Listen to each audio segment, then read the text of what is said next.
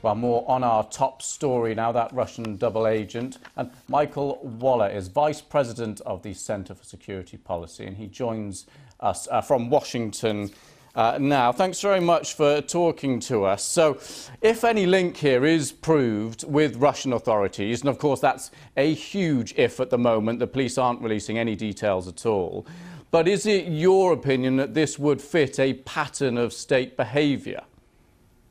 Yes, it fits a pattern of state behavior, so we have to presume that it is part of that pattern.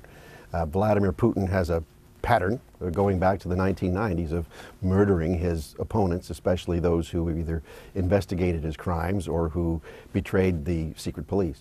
But this is slightly different, isn't it? There's norms in the espionage world that once a spy swap has taken place, nothing else happens after that. This would be an extraordinary breaking of precedent. Right, and this is the really unusual part, because there is an honor code among spies, and once you exchange spies in a swap, then they're not fair game anymore. You have to leave them alone. This changes the game completely, and it has serious ramifications for everyone in the West.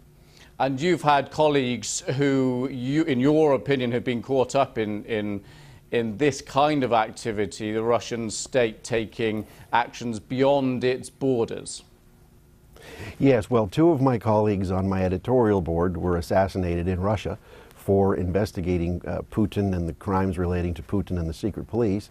And then a colleague of mine in Maryland in the U.S. was shot twice after he first accused Putin of assassinating Litvinenko in London in 2006.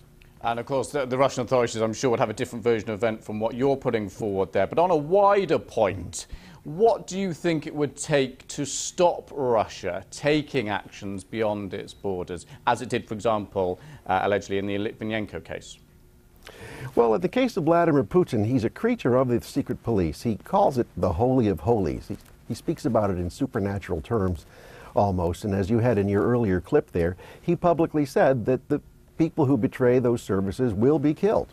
So we have to take him very seriously, and I think that part of the problem is that we in the West have been very weak toward Vladimir Putin and his regime, and in so doing we invite these kinds of atrocities against either us or people who come to trust us. Okay, well, I put to you then, what response can countries in the West have to incidents like this? I think as a start we should begin, say, WikiLeaks style, by exposing all of the organized corruption around Putin and how he's ripped off the Russian people and the Russian state. After all, the presidential elections in Russia are just over a week away, and Putin needs to be shown that he's a gangster leading a gangster regime, and so far he knows the West is going to protect all of his dirty deals. But how difficult are investigations like this? So the British police, as I said, are at extremely early stages in this specific case, but you have personal experience of just how difficult it is to get to the bottom of what actually happens in cases like this. That's right. In the cases of my two colleagues in Russia, they were never adequately solved. A total of 11 people who I either knew or worked with in Russia have been assassinated in the course of investigating Putin or running afoul of him one way or another. And in the case of my friend in Maryland, his case was never solved either.